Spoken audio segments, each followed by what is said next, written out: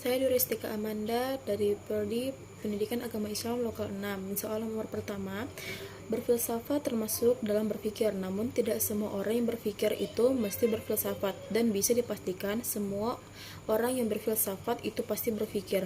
Coba Anda jelaskan. Jawabannya, berbicara mengenai filsafat, filsafat adalah suatu pola pikir di mana di dalam filsafat itu terdapat sebab-sebab datang dan munculnya filsafat. Filsafat merupakan ilmu di mana ilmu tersebut muncul pertama kali di Yunani pada abad ke-7 sebelum Masehi. Filsafat ini muncul atau ada ketika orang memulai pola pikirnya dan berdiskusi tentang keadaan dunia, alam, dan lingkungan di sekitarnya. Berpikir filsafat itu sama halnya berfilsafat, namun tidak semua orang berpikir itu berfilsafat.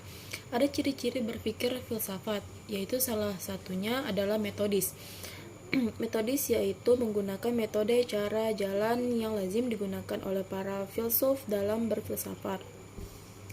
Nomor 2, soal yang kedua, jelaskan proses dalam berfilsafat.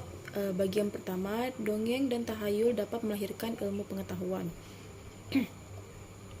Filsafat berasal dari suatu kebudayaan tentang pewarisan kisah-kisah dalam bentuk dongeng tahayul yang diceritakan turun-temurun kepada masyarakat pada suatu daerah, di mana sebiadamnya suatu daerah pasti memiliki kisah atau kisah-kisah tersebut lama-kelamaan berkembang menjadi suatu kepercayaan yang diyakini memiliki kebenaran di dalamnya, yang mendorong masyarakat untuk mencari suatu kebenaran tersebut kisah-kisah yang diwariskan.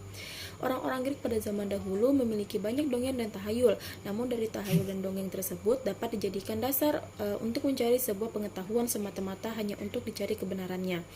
Berdasarkan hal tersebut dapat disimpulkan bahwa faktor yang mendorong lahirnya filsafat menurut Hatta adalah karena adanya kisah, dongeng, tahayul yang senantiasa berkembang sehingga timbul filsafat, karena keinginan untuk mengetahui kebenaran pada cerita-cerita tersebut menjadi faktor pendorong yang kuat dalam lahirnya filsafat. Bagian kedua, keindahan alam semesta di malam hari menimbulkan keingintahuan manusia untuk mencari kebenaran. Keindahan alam yang besar ciptaan Tuhan, terutama ketika malam hari.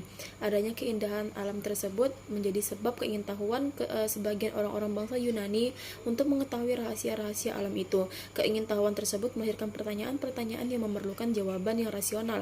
Ini akhirnya melahirkan filsafat senada dengan pandangan Hatta di atas. Ahmad Tafsir dengan mengutip Berling mengatakan bahwa orang-orang Yunani mula-mula berfilsafat dikarenakan ketakjuban dengan keindahan alam. Ketakjuban mereka dengan menyaksikan keindahan alam ini menyebabkan mereka ingin mengetahui rahasia-rahasianya secara logis.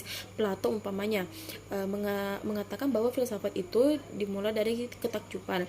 Sikap takjub atau rasa heran tersebut melahirkan sikap bertanya-tanya, dan pertanyaan-pertanyaan selalu diulang-ulang kembali selama masih ada kesangsian atau keraguan pada kebenaran yang ditemukan. Oleh karena itu, seperti yang disinggung di atas bahwa filsafat adalah sebuah tanda tanya, dan pencarian akan kebenaran atau ilmu pengetahuan tidak akan pernah selesai. Lalu bagian yang ketiga, angan-angan melahirkan filsafat. Menurut aliran idealisme yang dikemukakan Plato, cita adalah gambaran asli yang semata-mata bersifat rohani, dan jiwa terletak di antara gambar asli atau cita dengan bayangan dunia yang ditangkap oleh panca indera. Dari pertemuan antara jiwa dan cita melahirkan suatu angan-angan, yaitu dunia idea. Aliran ini memandang serta menganggap bahwa yang nyata hanyalah idea. Sebagai contoh cita-cita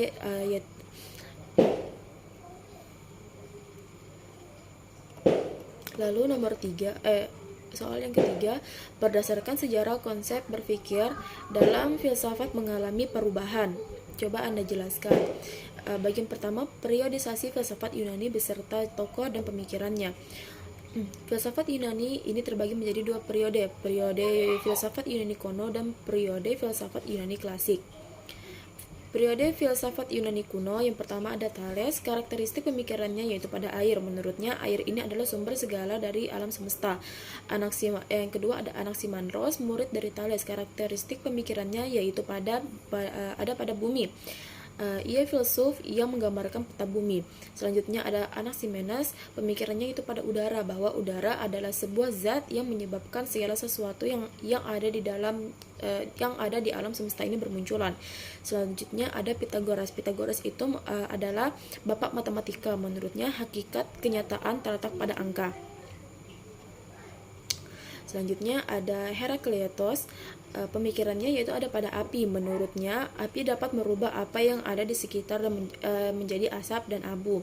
Selanjutnya ada Parmenides, pemikirannya yaitu mengenai yang ada tidak dapat digoyahkan dan tidak dapat disangka. Contohnya pada adanya Tuhan. Selanjutnya ada Xenophanes, pemikirannya yaitu dalam ilmu pengetahuan. Selanjutnya ada Zeno, pemikirannya menggunakan ilmu paradoks. Ilmu ini dapat memecahkan masalah dengan teknik logika. Selanjutnya ada Demokritos, pemikirannya tentang sebuah atom. Prinsip dasarnya itu pada kekosongan. Selanjutnya periode filsafat Yunani klasik. Yang pertama ada Socrates. Pemikirannya berobjek pada manusia, terutama pada perilaku dalam kehidupan sehari-hari. Plato, pemikirannya mengenai sebuah ide. Aristoteles, pemikirannya pada ide yang terbagi dalam lingkungan seperti logika, etika, politik, biologi, fisika, dan psikologi. Lalu pertanyaan bagian kedua, sebutkan dan jelaskan filsuf-filsuf besar Islam. Yang pertama ada Al-Kindi. Nama lengkapnya Abu Yusuf Yakub bin Ishaq Al-Sabbah bin Imran bin Al-Asad bin Qais Al-Kindi. Al-Kindi mengarang buku-buku yang mengandung keterangan Ibnu Al-Nadim. Buku yang ditulisnya berjumlah 241 dalam bidang filsafat, logika, aritmatika, astronomi, kedokteran, ilmu jiwa, politik, optika, musik, matematika, dan sebagainya. Dari karangan-karangannya dapat kita ketahui bahwa Al-Kindi termasuk penganut aliran eklektisisme. Dalam metafisika dan kosmologi mengambil pendapat Aristoteles, dalam psikologi mengambil pendapat Plato, dan dalam hal etika mengambil pendapat Socrates dan Plato. Al-Kindi berpendapat bahwa filsafat adalah ilmu tentang kebenaran atau ilmu yang paling mulia dan yang paling tinggi martabatnya. Selanjutnya ada Al-Farabi. Nama lengkapnya adalah Abu Nars Muhammad bin Muhammad bin Tarkan. Sebagian besar karangannya, Al-Farabi terdiri dari ulasan dan penjelasan terhadap filsafat Aristoteles, Plato, dan Galenius dalam bidang-bidang logika, fisika, etika, dan metafisika. Meskipun banyak tokoh filsafat yang diulas pikirannya, namun ia lebih terkenal sebagai pengulas Aristoteles. Selanjutnya ada Ibnu Sina. Ibnu Sina dilahirkan masa kekacauan di mana Khalifah Abbasiyah mengalami kemunduran dan negeri-negeri yang bermula-mula berada di bawah kekuasaan khalifah tersebut mulai melepas diri satu persatu untuk berdiri sendiri. Selanjutnya ada Al-Ghazali. Nama lengkapnya Abu Hamid bin Muhammad bin Ahmad bin Ahmad Al-Ghazali, bergelar Hujatul Islam, lahir pada tahun 450 Hijriah di Tus, suatu kota kecil di Khurasan atau Iran. Karyanya yang terbesar yaitu Ihya Ulumiddin, yang artinya menghidupkan ilmu-ilmu agama, dan dikarangnya selama beberapa tahun dalam keadaan berpisah-pisah antara Syam, Yerusalem, Hijaz, dan Tus, dan yang berisi tentang paduan yang indah antara fikih, tasawuf, dan filsafat. Bukan hanya terkenal di kalangan kaum muslimin, tetapi juga terkenal di dunia barat dan luar Islam. Selanjutnya ada Ibnu Majah. Nama lengkapnya adalah Abu Bakar Muhammad bin Yahya, yang terkenal dengan sebutan Ibnu Sa'id atau Ibnu Bajjah. Ibnu Bajjah telah memberi corak baru terhadap filsafat Islam di negeri Islam Barat dalam teori ma'rifat yang berbeda sama sekali dengan corak yang telah diberikan oleh Al-Ghazali di dunia timur Islam setelah ia dapat menguasai dunia pikir sepeninggal filosof-filosof Islam. Selanjutnya ada Ibnu Tufail. Nama lengkapnya adalah Abu Bakar Muhammad bin Abdul Malik bin Tufail. Ibnu Tufail tergolong filsuf dalam masa skolastik Islam. Pemikiran kefilsafatannya cukup luas termasuk metafisika. Dalam pencapaian ma'rifatullah, Ibnu Tufail menempatkan sejajar antara akal dan syariat. Pikiran tersebut sebenarnya merupakan upaya yang tidak ada tempatnya, sebab syariat sumbernya adalah wahyu, yakni dari Tuhan. sedangkan akal merupakan aktivitas manusiawi. Selanjutnya ada Ibnu Rushd. Nama lengkapnya Abdul Walid Muhammad bin Ahmad bin Rushd. Ibnu Rushd adalah tokoh pemikir Islam yang paling kuat, paling dalam pandangannya, paling hebat pembelaannya terhadap akal dan filsafat, sehingga ia benar-benar menjadi filsuf pikiran di kalangan kaum muslimin. Pada garis besar filsafatnya, ia mengikuti Aristoteles dan berusaha mengeluarkan pikiran-pikirannya yang sebenarnya dari celah-celah kata Aristoteles dan ulasan-ulasannya. Pertanyaan bagian ketiga, konsep pentingnya ilmu berdasarkan Al-Quran.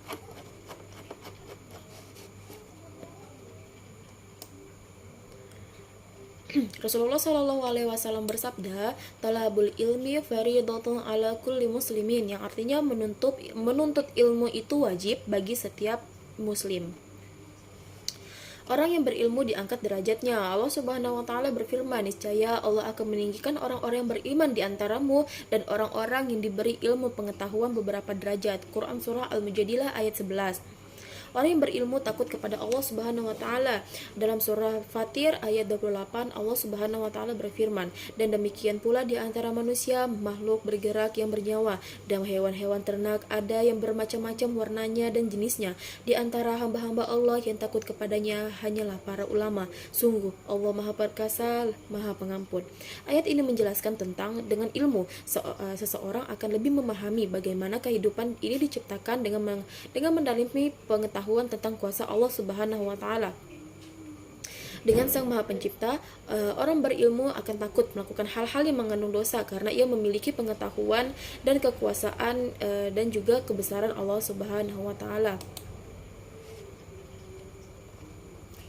Orang berilmu akan diberikan kebaikan dunia akhirat. Dalam surah Al-Baqarah ayat 269, Allah Subhanahu wa taala berfirman, Allah menganugerahkan al-hikmah, kefahaman yang dalam tentang Al-Qur'an dan As-Sunnah kepada siapa yang dikehendakinya, dan barang siapa yang dianugerahi hikmah, ia benar-benar telah dianugerahi karunia yang banyak, dan hanya orang-orang yang berakallah yang dapat mengambil pelajaran dari firman Allah. Orang berilmu dimudahkan jalannya ke surga. Rasulullah Shallallahu Alaihi Wasallam bersabda, "Siapa yang menempuh jalan untuk mencari ilmu, maka Allah akan memudahkan baginya jalan menuju surga." Hadis riwayat Muslim nomor 2699. Orang berilmu memiliki pahala yang kekal. Ilmu akan kekal dengan bermanfaat bagi pemiliknya walaupun ia telah meninggal. Disebutkan dalam sebuah hadis tentang keutamaan ilmu dalam Islam. Dari Abu Hurairah radhiyallahu anhu, ia berkata kepada Rasulullah sallallahu alaihi wasallam, "Jika seseorang meninggal dunia, maka terputuslah amalnya kecuali 3 perkara, yaitu sedekah jariyah, ilmu yang bermanfaat, dan doa anak yang soleh." Hadis riwayat Muslim nomor 1631. Selanjutnya, pertanyaan bagian keempat.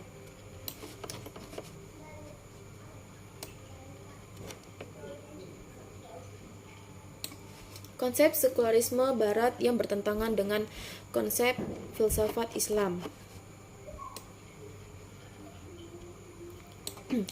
Sekularisme merupakan pembangunan struktur kehidupan tanpa dasar agama. Karena itu, sekularisme bertentangan dengan Islam, bahkan merupakan musuh Islam yang paling berbahaya.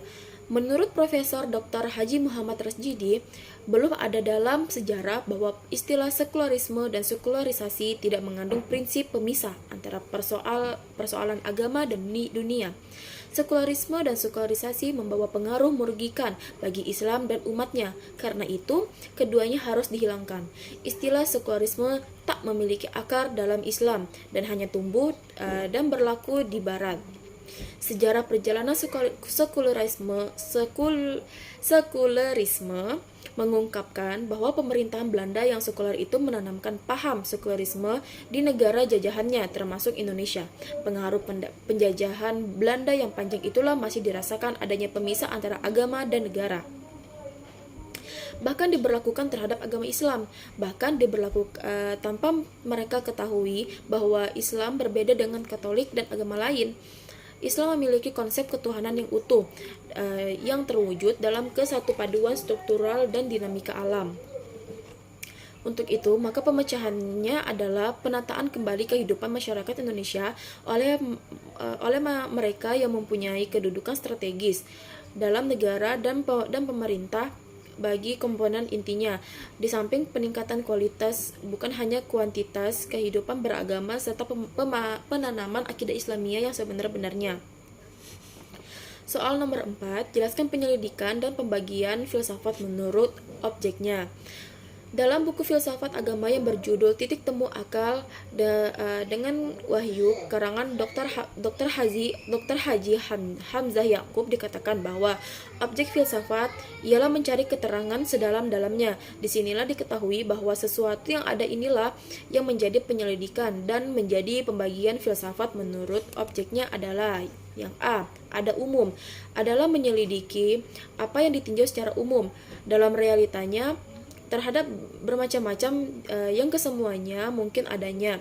Dalam bahasa Eropa, di sini umum disebut ontologia, yang berasal dari kata Yunani onotos, yang berarti ada, dan dalam bahasa Arab sering menggunakan ontologia dan ilmu kainat.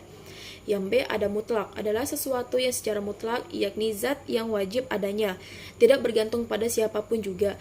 Adanya tidak permulaan dan tidak penghabisan, dan harus terus ada karena adanya dengan pasti.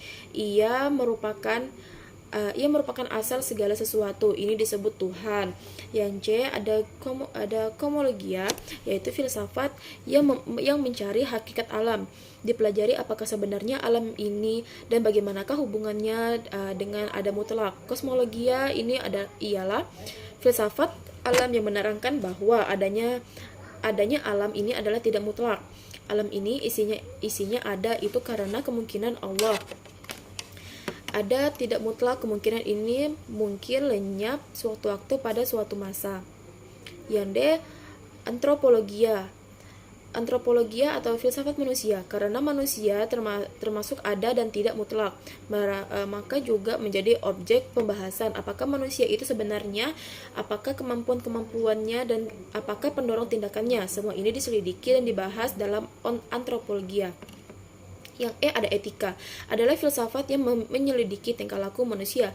Betapakah tingkah laku manusia yang dipandang baik atau buruk, serta di tingkah laku manusia mana yang membedakan dengan manusia lain. Yang F adalah logika. Logika ialah filsafat akal budi dan biasanya juga disebut mantik. Akal budi adalah yang terpenting dalam penyelidikan manusia untuk mengetahui kebenarannya tanpa kepastian tentang logika. Maka semua penyelidikan tidak mempunyai kekuatan dasar. Tegasnya, tanpa akal budi maka tidak akan ada penyelidikan. Oleh karena itu dipersoalkan apakah manusia mempunyai akal budi dan dapatkah akal budi itu mencari kebenaran. Dengan segala timbul pula soal apakah kebenaran itu dan sampai manakah kebenaran dapat ditangkap oleh akal budi manusia. Maka penyelidikan akal budi itu disebut filsafat akal budi atau logika. Penyelidikan bahan dan aturan berpikir disebut ilogika minor. Adapun yang menyelidiki isi pikiran disebut logika mayor. Filsafat akal budi ini disebut epistemologi, dan apa pula yang menyebut kritia, sebab akal yang menyelidiki akal. Soal nomor 5, bagaimana peran filsafat dalam membentuk kerangka berpikir sebelum seorang individu melakukan suatu tindakan? Jelaskan. Beberapa manfaat berpikir filsafat, yaitu mengajarkan cara berpikir kritis sebagai dasar dan mengambil keputusan, menggunakan akal secara profesional, membuka wawasan berpikir menuju ke arah penghayatan, dan masih banyak lagi. Filsafat juga memiliki ciri pemikiran yang tidak boleh terlewatkan dalam melakukan perenungannya. Ciri-ciri tersebut pertama adalah logis, adalah masuk akal. Kedua, koheren adalah keruntutan dalam berfilsafat. Ketiga, korelasi adalah saling berhubungan. Keempat, holistik merupakan penyeluruhan dalam memandang suatu permasalahan. Kelima, radikal adalah ketika menyelesaikan suatu masalah. Kelima, ciri berpikir filsafat tersebut patutlah selalu digunakan dalam tiap kali sedang berpikir, dan terlebih lagi ketika sedang menyelesaikan suatu permasalahan. Demikian dari saya. Apabila ada salah kata, Mohon maaf, wabillahi taufiq wal hidayah. Assalamualaikum warahmatullahi wabarakatuh.